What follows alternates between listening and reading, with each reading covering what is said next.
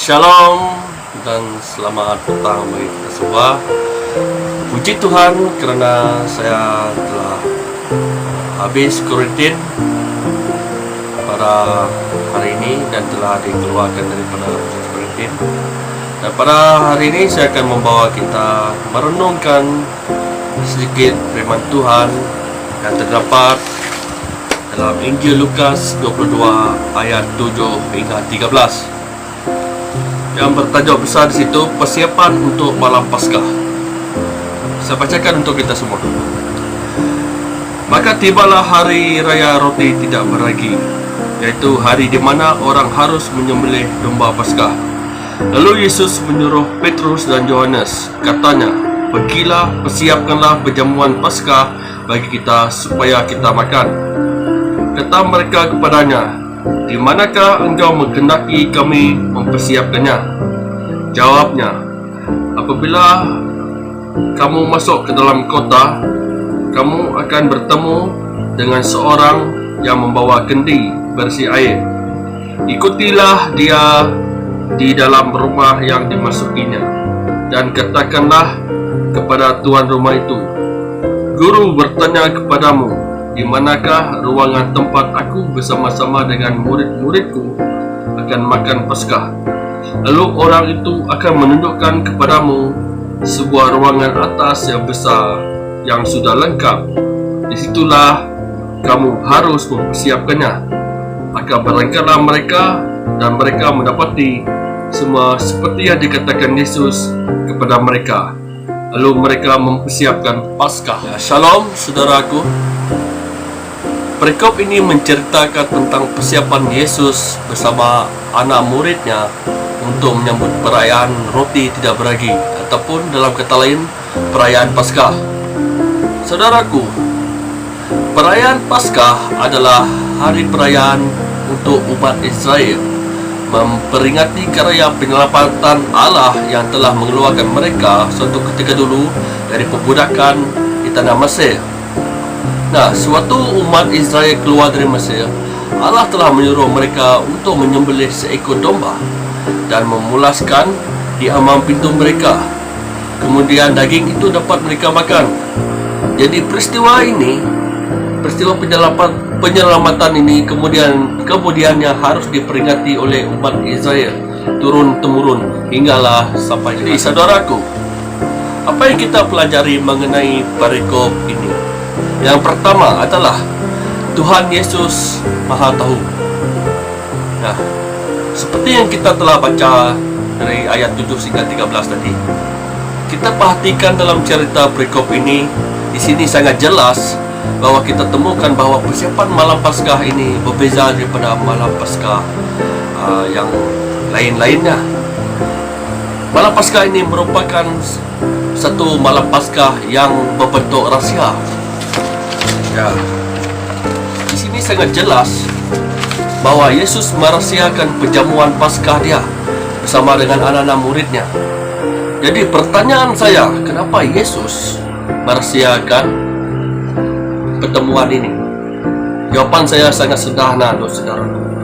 Karena Yesus tahu salah satu daripada anak muridnya telah merancang untuk menjual Yesus kepada imam-imam kepala dan juga ahli-ahli Taurat.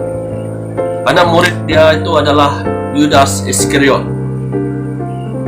Namun, secerdik manapun Yudas, sepintar manapun Yudas, selicik manapun dia, Yesus lebih tahu tipu muslihat yang Yudas Iskariot lakukan. Yesus sudah tahu segalanya. Yesus sudah tahu. Kenapa dia tahu? Karena dia adalah Tuhan.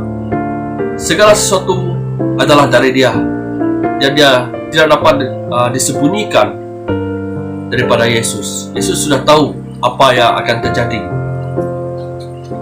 Nah, mungkin pertanyaan kita, kenapa Yesus harus mengelak daripada ditangkap pada malam Paskah itu?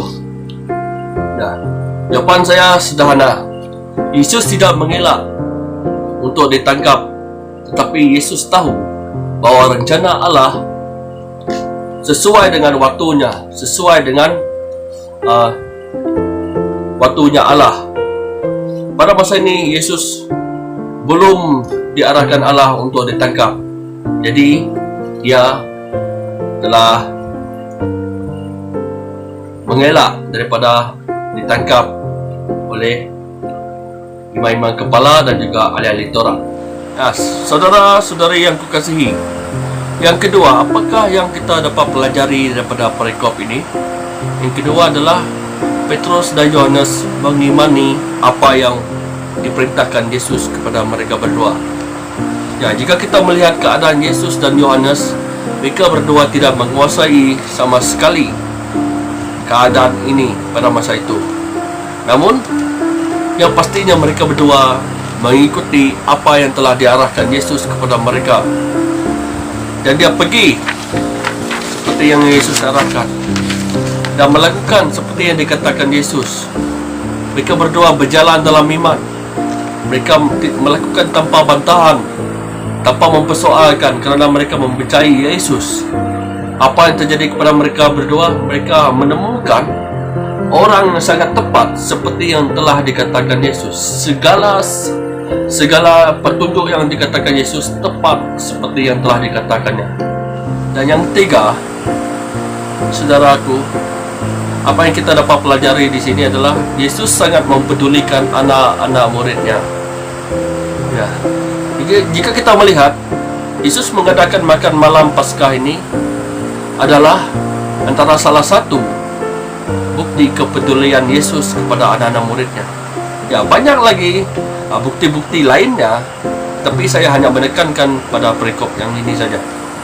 Nah, di sini kita melihat ini adalah makan malam terakhir Yesus bersama anak-anak muridnya sebelum dia ditangkap dan menjalani hukum mati di kayu salib. Sebelumnya dan seterusnya, kita membaca pada perikop ini, kita dapat temukan Yesus bukan hanya sekadar mengadakan majlis makan malam dengan perbualan yang kosong. Namun Yesus memperingati lagi kepada anak-anak muridnya tentang apa yang akan terjadi, yaitu sesuatu mesej yang sangat-sangat penting tentang karya rencana penyelamatan Allah kepada mereka. Kenapa Yesus berkali-kali memperingatkan kepada mereka? Kenapa Yesus berkali-kali mengajarkan mereka? Kenapa Yesus berkali-kali menegur kepada mereka? Karena Yesus sangat peduli dan mengasihi mereka. Itulah yang Yesus lakukan sebagai satu bukti kepedulian Yesus kepada anak-anak muridnya yang dia kasihi.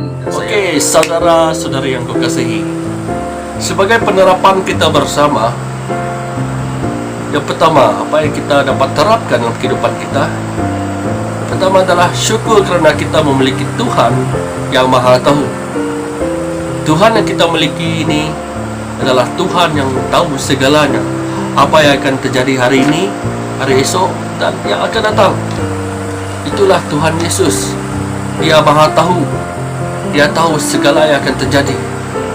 Yang kedua, sebagai penerapan kita bersama adalah tetaplah beriman kepada rencana Tuhan. Seperti Petrus dan Yohanes, mereka melakukan apa yang diarahkan Yesus kepada mereka. Mereka berjalan dalam iman karena mereka tahu bila dalam Yesus pasti ada jawapan yang pasti. Seperti kita hari ini, apapun keadaan kita, dalam keadaan sakit, seperti saya yang baru-baru ini adalah positif, tapi saya beriman kepada Yesus dan saya tahu Yesus punya rencana yang besar, dan saya terus beriman dan saya akan disembuhkan. Jadi saya telah disembuhkan oleh Yesus. Saya sangat bersyukur. Dan yang ketiga, apa yang kita dapat terapkan daripada pelajaran ini, yaitu kita menerapkan kasih Kristus dalam pribadi kita. Kenapa? Karena Yesus sangat mengasihi kita terlebih dahulu. Dia mempedulikan kepada kita. Ya, bukan senang untuk kita mengasihi dan mempedulikan antara satu sama lain, tapi percayalah, berdoalah bahwa Yesus pasti akan memampukan kita untuk mengasihi, karena kasih Yesus sangat besar yang tidak dapat dinilai oleh apapun yang ada di dunia ini. Terima kasih saudara-saudari yang kukasihi. Sharing kita sampai di sini saja. Tuhan Yesus memberkati. Haleluya, haleluya, haleluya. Amin.